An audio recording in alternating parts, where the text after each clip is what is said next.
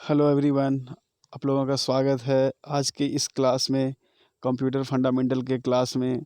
मैं उमेश राज, vocational trainer from +2 Ganga स्मारक high school Gidhaur Chatra.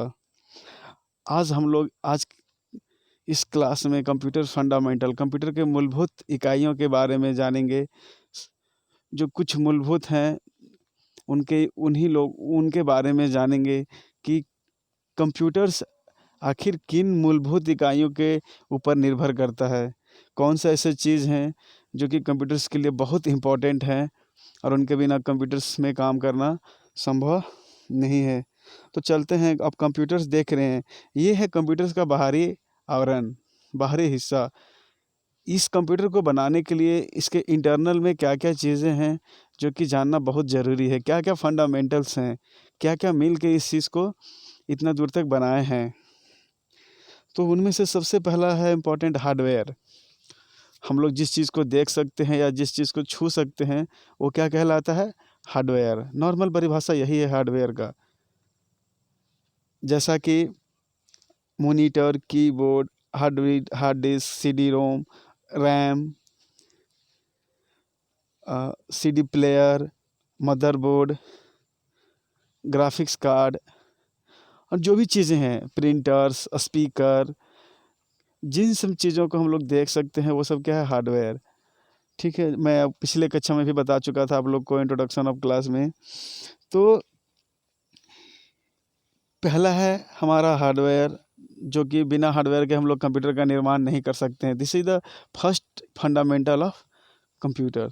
जो कंप्यूटर का मूलभूत इकाई, पहला मूलभूत इकाई हार्डवेयर है। उसके बाद आता है मदरबोर्ड। मदरबोर्ड एक बड़ा सर्किट है जिसमें इनपुट और आउटपुट तथा प्रोसेसिंग होने के सारे युक्तियों को जोड़ता है। कंप्यूटर्स में जब कंप्यूटर्स का अंदर जब हम लोग कंप्यूटर के सीपीयू, सेंट्रल प्रोसेसिंग यूनिट, जो बॉक्स होता है उसको खोलेंगे तो उसमें बहुत सारा सर्किट हमें नहीं मिलेगा, केवल एक सर्किट मिलेगा जिससे सारे डिवाइसेस जुड़े होते हैं। वो इनपुट डिवाइस हो या फिर आउटपुट डिवाइस हो, वो कीबोर्ड हो या फिर साउंड बॉक्स हो, सब के सब मदरबोर्ड से ही जुड़े होते हैं। इसीलिए इसका नाम मदरबोर्ड दिया गया है, क्योंकि ये एक अकेला बोर्ड है। ये सभी चीज़ों को यही करता है, प्रोसेसिंग भी इसी के अंदर होता है, इनपुट जितना डेटा है वो इसी के अंदर आते हैं और डेटा जो जो ज़रूरत का जो डेटा है जो इनको बाहर करना है वो सब यहीं से जाते हैं। पूरे कंप्यूटर में एक ही बड़ा सर्किट है जो कि पूरा कंप्यूटर्स को मैनेज करता है। इनके अंदर चिप्स लगे होते हैं जो कंप्यूटर के जो डेटा कंप्यूटर के ज़रिए कब कहाँ भेजना है वो सारा चीज़ उन लोग सेटल करता है। इसमें मदरबोर्ड में ही प्रोसेसर, ग्राफिक्स कार्ड, साउंड आने के जो कोड होते हैं वो सारे सब कुछ इसी में लगे होते हैं, रैम, रोम, एवरीथिंग। तीसरा है ऑपरेटिंग सिस्टम। ऑपरेटिंग सिस्टम नाम से ही पता चल रहा है, जो किसी को ऑपरेट करे। ऑपरेटिंग सिस्टम क्या है? दिस हार्ट ऑफ कंप्यूटर, जो कंप्यूटर्स को ये चलाता है, पूरे कंप्यूटर्स को ये कंट्रोल करते हैं। ऑपरेटिंग सिस्टम हम लोग जानते हैं, विंडोज़ एक्सपी, विंडोज़ विस्टा, फिर विंडोज़ 7 आया, फिर विंडोज़ 8 आया, फिर विंडोज़ 10 आया और भी बहुत है, उबुंटू। जितना पढ़ेंगे हम लोग, जितना लगभग 9 ऑपरेटिंग सिस्टम हैं जो हम लोग को जानना है अगली कक्षा में। फ़िलहाल हम लोग इतना जाने कि ऑपरेटिंग सिस्टम करता है क्या है। ऑपरेटिंग सिस्टम पूरे कंप्यूटर्स को कंट्रोल करता है, कब कहाँ क्या करना है, सारा आदेश कौन देता है? ऑपरेटिंग सिस्टम देता है। ये एक सॉफ्टवेयर है। Operating system is a software जो आवश्यकता अनुसार डिवाइसेस को आदेश देता है, उनको नियंत्रण करता है, उनको प्रबंधन करता है, उनको मैनेजमेंट करता है।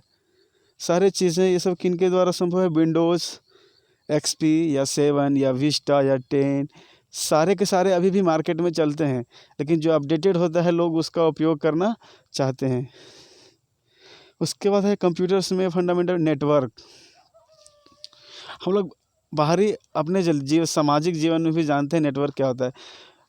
एक दो या दो से अधिक लोगों का एक समूह जब बनता है तो उसको भी हम लोग नेटवर्क कहते हैं। उसी तरह से जब दो या दो से अधिक कंप्यूटर्स को आपस में जोड़ते हैं उसे क्या बोलते हैं हम लोग? एक कंप्यूटर नेटवर्क। जोड़ते क्यों हैं?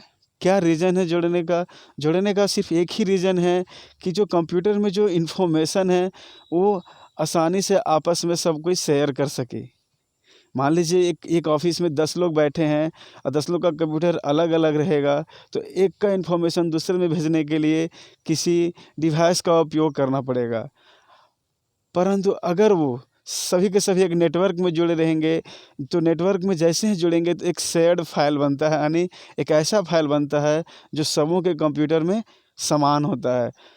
अगर हमको कोई इन्फॉर्मेशन किसी दूसरे आदमी तक भेजना है, तो हम लोग उस इन्फॉर्मेशन को उस शेयर्ड फाइल फोल्डर में डालेंगे, तो वो इन्फॉर्मेशन उस आदमी तक ऑटोमेटिक पहुंच जाएगा। आप चित्र में देख सकते हैं बाहर में कितने सारे डिवाइसेस कनेक्ट हुए हैं एक लाइन के ज़रिए, लोकल एरिया नेटवर्क के ज़रिए। उसके बाद आता है इंटरनेट। इंटरनेट क्या है? किसी इन्फॉर्मेशन को एक कंप्यूटर से दूसरे कंप्यूटर तक पहुंचाना किसी इन्फॉर्मेशन को एक कंप्यूटर से दूसरे कंप्यूटर तक पहुंचाने में इंटरनेट काफ़ी मदद करता है। इंटरनेट के ज़रिए से हम अपने जितनी भी सूचनाएं हैं उनको एक सर्वर तक पहुंचाते हैं, फिर वहां से दूसरे कंप्यूटर के ज़रिए इंटरनेट के सहायता से उस इन्फॉर्मेशन को दूसरे कंप्यूटर तक लाया जाता है। मान लिया जाए कि मैं भारत के किसी राज्य में हूँ और किसी दूसरे राज्य वाले को वो इन्फॉर्मेशन चाहिए, तो वहाँ नेटवर्क काम नहीं करता है। वहाँ पे हम लोग इंटरनेट के ज़रिए अपना इन्फॉर्मेशन को सर्वर तक रखते हैं, फिर सर्वर से उन लोग वहाँ पे इंटरनेट के ज़रिए देख पाते हैं। जैसे कि वेबसाइट सबसे अच्छा एग्जांपल, हम लोग कोई भी इन्फॉर्मेशन वेबसाइट में डालते हैं इंटरनेट के ज़रिए, अब वेबसाइट सर्वर में होस्ट रहता है, फिर उसी वेबसाइट को देखने के लिए दूसरे लोग रिक्वेस्ट भेजते हैं सर्वर को इंटरनेट के ज़रिए और वो फिर देख पाते हैं। Thank you.